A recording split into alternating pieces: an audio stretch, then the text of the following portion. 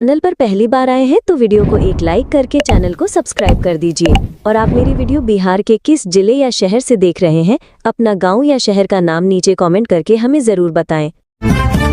आज से बिहार में अतिक्रमण के खिलाफ प्रशासन का बुलडोजर अभियान शुरू हो गया है। ये कार्यवाही हाईकोर्ट के स्पष्ट निर्देशों के बाद की जा रही है, जिसका उद्देश्य प्रमुख सड़कों और सार्वजनिक स्थानों को जाम मुक्त करना है। प्रशासन ने कहा है कि अभियान के दौरान अवैध दुकानों, ठेलों और अस्थायी निर्माणों को हटाया जाएगा। सुरक्षा के पुख्ता इंतजाम किए गए हैं ताकि कानून व्यवस्था बनी रहे और आम जनता को कम से कम परेशानी हो। पटना समेत राज्य की 26 प्रमुख सड़कों से आज अतिक्रमण हटाने की कार्रवाई की जा रही है।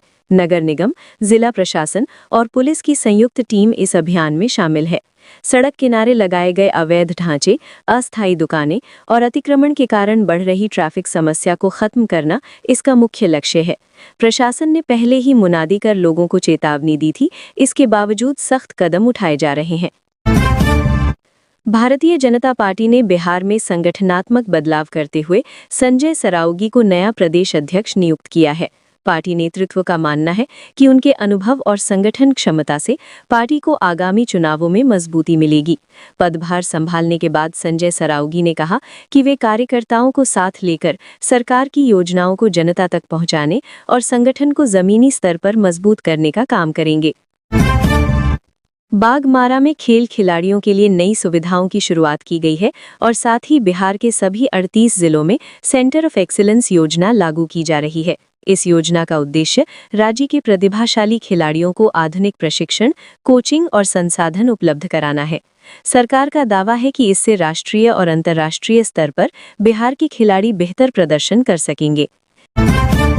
जीविका दीदियों द्वारा उत्पादित शहद की मांग अब देश विदेश में तेजी से बढ़ रही है। स्वयं सहायता समूह से जुड़ी महिलाएं घर बैठे मधुमक्खी पालन के जरिए हर महीने लगभग 10,000 रुपए तक कमा रही हैं। ये योजना महिलाओं को आत्मनिर्भर बनाने के साथ साथ ग्रामीण अर्थव्यवस्था को भी मजबूत कर रही है। सरकार और गैर सरकारी संस्थाएं इस पहल को और विस्तार देने में जुटी हैं। 3 बांग्लादेशी नागरिकों को बिहार में अवैध रूप से प्रवेश करने के आरोप में हिरासत में लिया गया है। सुरक्षा एजेंसियां उनसे पूछताछ कर रही हैं ताकि ये पता लगाया जा सके कि वे किन रास्तों से भारत में दाखिल हुए और उनका उद्देश्य क्या था। प्रशासन ने सीमा सुरक्षा को लेकर सतर्कता बढ़ा दी है और अवैध घुसपैठ के मामलों में सख्ती बरतने की बात कही है। बीआरसी रेजिंग डे के अवसर पर बिहार में बहादुर जवानों को श्रद्धांजलि दी गई। इस मौके पर विभिन्न कार्यक्रमों का आयोजन किया गया, जिसमें अधिकारियों और जवानों ने देश की सुरक्षा में शहीद हुए वीरों को याद किया। वक्ताओं ने कहा कि जवानों का साहस और बलिदान आने वाली पीढ़ियों के लिए प्रेरणा है और देश उनकी कुर्बानी को कभी नहीं भूल सकता। पटना में पुलिस और अपराधियों के बीच हुई मुठभेड़ में कुख्यात अपराधी मैनेजर राय को गोली लगी है। बताया जा रहा है कि वो कई संगीन मामलों में वांछित था और लंबे समय से पुलिस उसकी तलाश कर रही थी।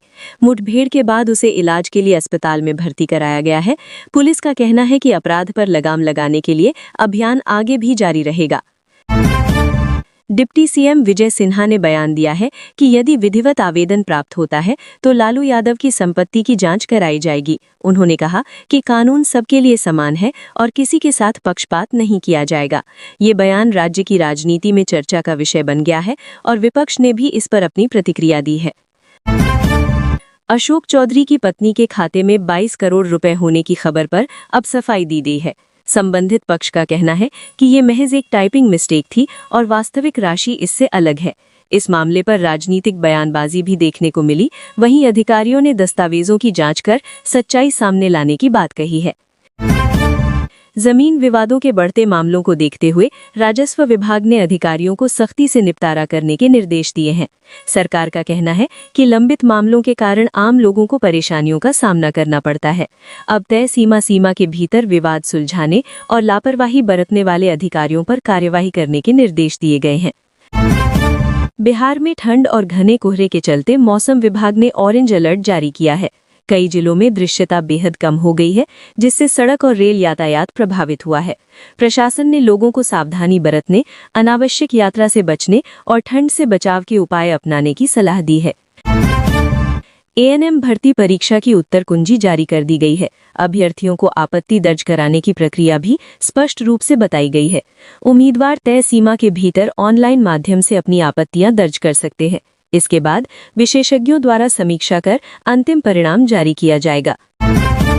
भागलपुर में हवा की गुणवत्ता बेहद खराब श्रेणी में पहुंच गई है।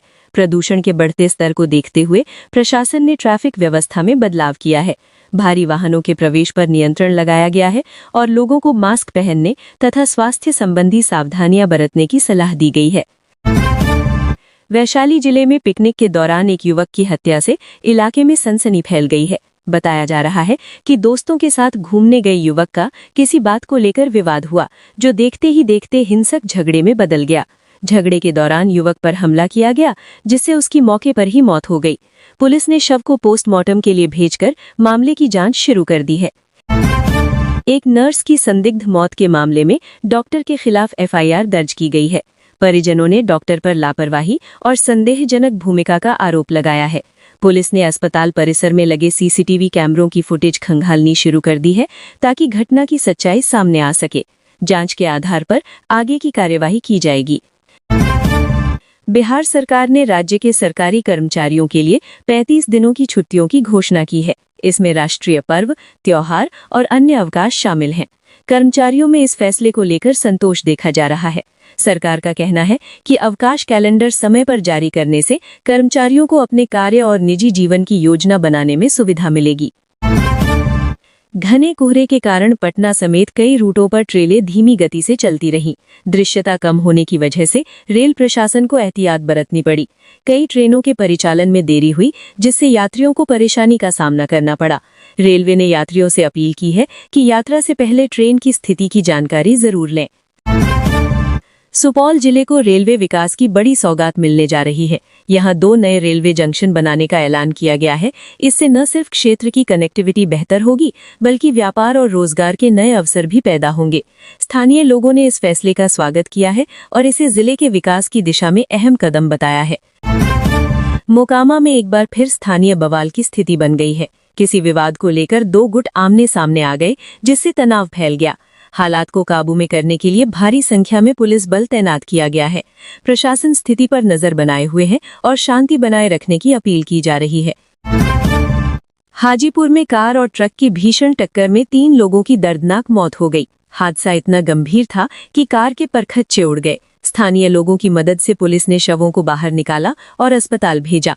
दुर्घटना के कारण कुछ समय तक यातायात भी बाधित रहा।